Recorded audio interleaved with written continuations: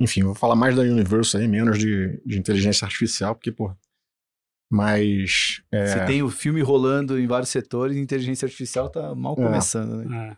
Mas assim, tentando resumir bastante, quando você tem essas ondas, né, no mercado, de que, de repente, todo mundo começa a falar de algum assunto, né? E é o que a gente está vendo aí nesse ano, que é todo mundo falando de inteligência artificial.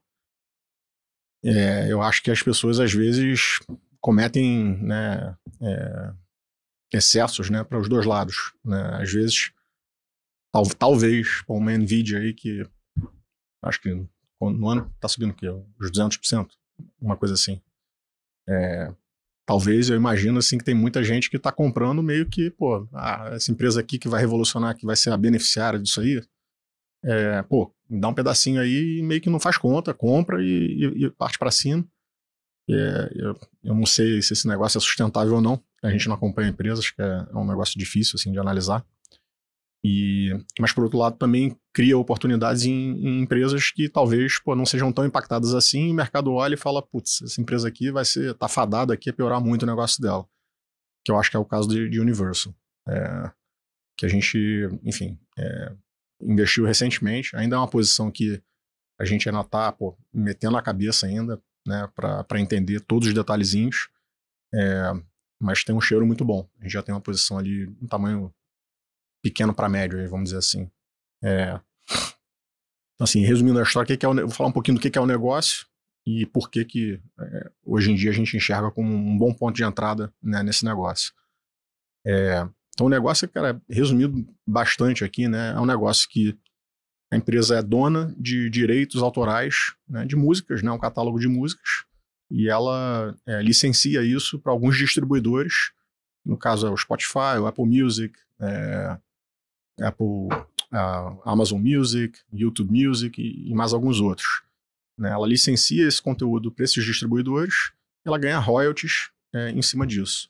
Então é um business que, resumidamente, ganha royalties em cima do consumo de música global. Tá? E à medida que esse consumo de streaming de áudio, né, de música cresce, ela também cresce junto, meio que nas costas desses distribuidores, tá? É um business que, assim, é leve pra caramba, assim, super, muito pouco intensivo em capital, não precisa investir nada para crescer, é muito pouco. É um business que tem alguns custos ali que são fixos, então, à medida que a sua receita cresce, você consegue crescer os seus custos menos, ou seja, a tua margem expande.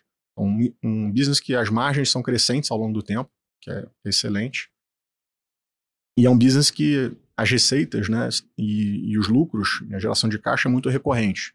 Então, ao contrário lá atrás, quando você vendia o CD, que era muito hit-driven, né, saiu uma música nova aqui, né, teve um estouro, vendeu o CD pra caramba, o business mudou completamente. Né? Hoje em dia é um business que é muito mais recorrente. Você está recebendo royalties ali dos teus distribuidores e aquilo está sempre batendo no teu income statement ali, né, no teu resultado. Uma outra beleza do negócio é que você cresce com o investimento dos outros. Né? Meio que a Universal ela é sócia, entre aspas, né, desses distribuidores. Né? Quem faz o investimento para colocar mais usuários para dentro de uma plataforma tipo Spotify é o Spotify. A Apple Music, a mesma coisa. E eles não colocam esse dinheiro, né? Mas ao mesmo tempo eles são sócios, né? Eles recebem mais royalties à medida que você tem, né, mais usuários, você tem mais receitas, né, nesses distribuidores e, portanto, você tem mais royalties que são pagos para a Universal. Tá? Outra coisa legal é que, assim, o conteúdo, a gente estava falando de Netflix aqui, o Raoni, que, me desculpe até, mas esse é um negócio que é o seguinte, a Netflix está lá gastando 16, 17 bi de dólar ano, porque é isso, se ela não gastar, você não vai abrir de novo ali o Netflix para ver, porque você não vai querer ver as séries de novo que você já viu. Né? Talvez por Como diz o Renatão, a vida é muito curta para ver série repetida.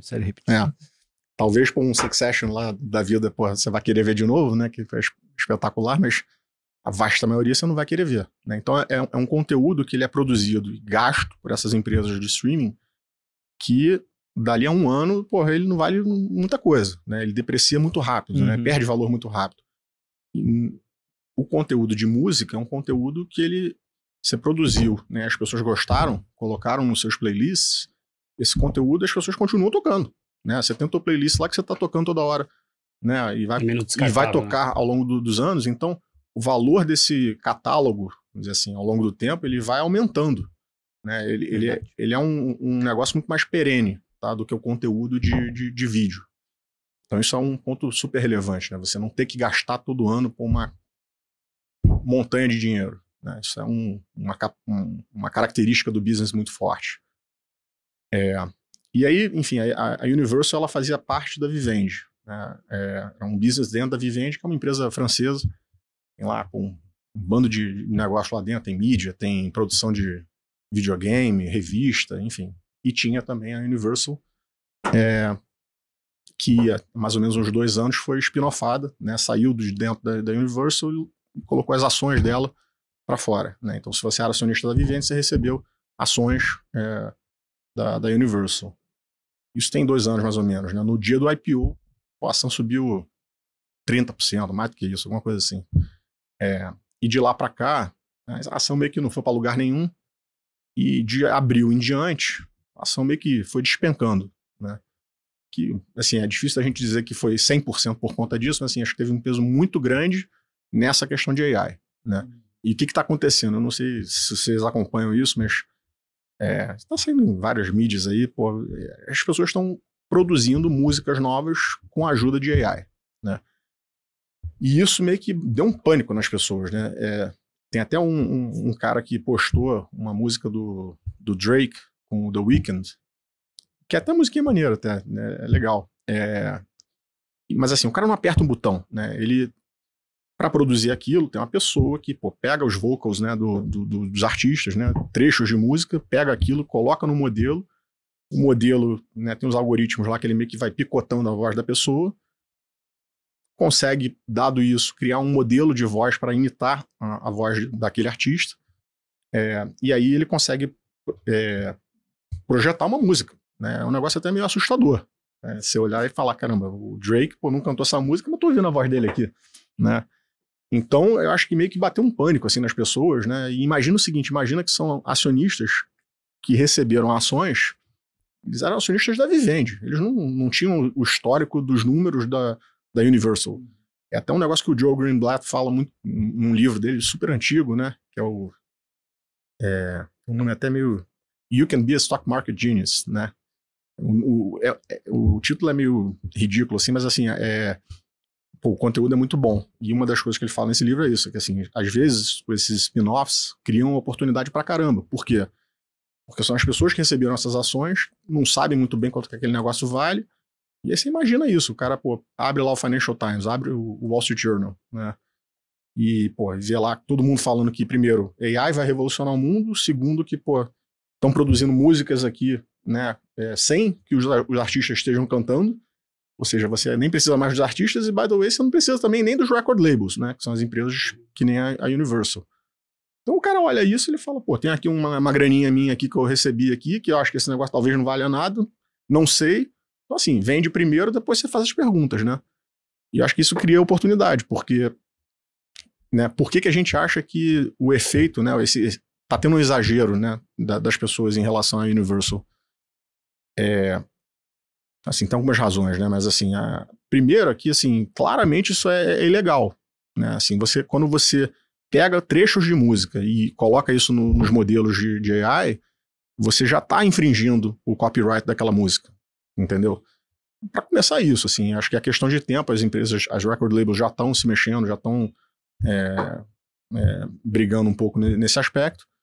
2, assim, eu acho que é meio que óbvio isso, né, assim, é bem improvável que ao longo do tempo, né, é uma coisa nova isso agora, mas ao longo do tempo, as sociedades não vão querer que os artistas não sejam remunerados, né, que, enfim, porque senão você acaba com a criação de músicas novas, e você não quer isso, né, então, de algum jeito, esse negócio vai ter que chegar numa solução.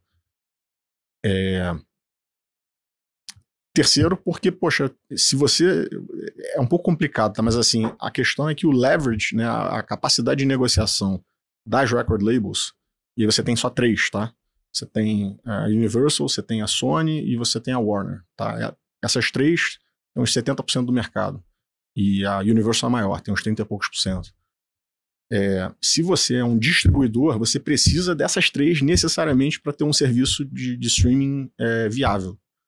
Porque é isso, você tem o teu playlist lá, você tem as músicas que você gosta, você não vai entrar num serviço novo sem que todas as músicas que você tem, que você gosta, estejam lá.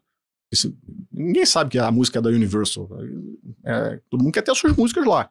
Então, esses serviços de streaming, eles têm que ter necessariamente todos os providers, né, os fornecedores, que no caso são essas record labels. Então, é uma questão que, no fundo, a record label, a Universal, se ela, por exemplo, tirar o conteúdo do catálogo dela do Spotify, ela vai sobreviver. Ela vai perder mais ou menos uns 30% da receita dela, mas ela vai sobreviver, né? O Apple Music vai continuar lá pagando royalties para ela. E é o seguinte, os clientes do Spotify vão migrar para o Apple Music, vão migrar para o YouTube Music, né? Para os outros que estão respeitando os contratos. Então, assim, eu acho que no fundo, daqui a algum tempo, né, vai se chegar num acordo, né, entre as record labels, entre os distribuidores, né, entre a sociedade, né, como um todo. E assim, por fim, que eu acho que também é super relevante, né, quando você destrincha um pouquinho ali os números, né, mais de 50% da receita, né, da Universal é do que eles chamam do back catalog, né, o catálogo antigo, ou seja, músicas que foram produzidas nos últimos 2, 3 anos, há mais do que 2, 3 anos. Não são as músicas, né, o front-end ali, músicas novas que foram produzidas recentemente.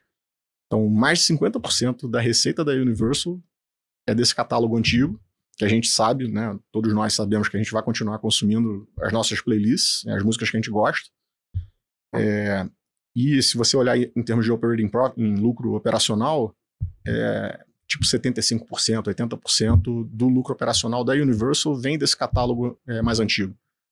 Então aquele negócio assim, se der tudo errado, você tá levando 80% ali desse resultado que, bem provável que vai continuar existindo.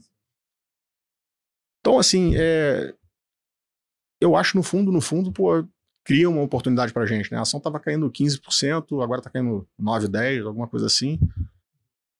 E, cara, hoje em dia, você tá... 2023. Hoje em dia, você tá levando uma empresa que, desde o IPO ali, uns 2 anos e pouco, ela cresceu. Assim, hoje em dia, acho que a receita cresceu mais ou menos ali uns 25, 30%. O EBITDA da empresa cresceu uns 40 e poucos por cento. A geração de caixa também cresceu bastante, né? Então você está levando um negócio que vale mais do que ele valia lá atrás. Ele tem uma dívida mínima, tá? Que, by the way, é menor do que ela era lá atrás, porque a empresa gerou caixa e repagou um pouco dessa dívida. Ou seja, o equity vale mais. Então você está levando muito mais por um valor de mercado que é basicamente o mesmo do IPO. É um pouquinho acima do IPO que foi feito há 2 anos atrás. Está levando muito mais para o dinheiro que você está gastando ali para comprar um stake nesse negócio.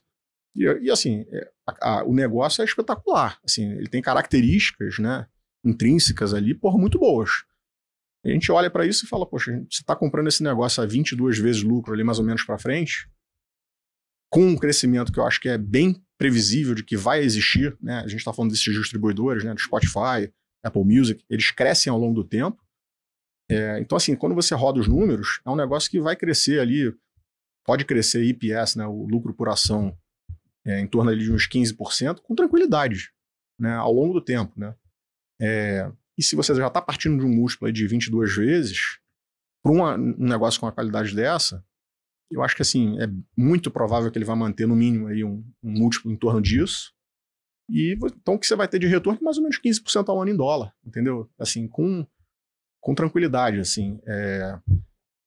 Se você ainda, junto disso, ainda coloca o carry que a gente recebe quando a gente faz o hedge cambial de volta para real, bota aí que tem mais uns 5%, 6%, que por mais que caia para 4% daqui a uns 2 anos, você ainda assim está falando de quase 20% de retorno, entendeu? Assim, eu acho que o mercado cria essas oportunidades e a gente não tá metendo a cara ainda. Estamos falando com um ex-funcionário, com gente, né, da indústria, mas assim, já trabalhou bastante em cima dessa tese e acho que criou essa oportunidade. O quê? Sério que você acabou de ver um vídeo do Market Makers e não está inscrito no canal? O que custa se inscrever, deixar um like e apertar o botão do sininho para receber uma notificação toda vez que a gente publicar um conteúdo novo? Além disso, você treina o algoritmo do YouTube para levar esse conteúdo para mais pessoas interessadas em finanças. Então, faz a presa e deixa o seu inscreva-se aqui.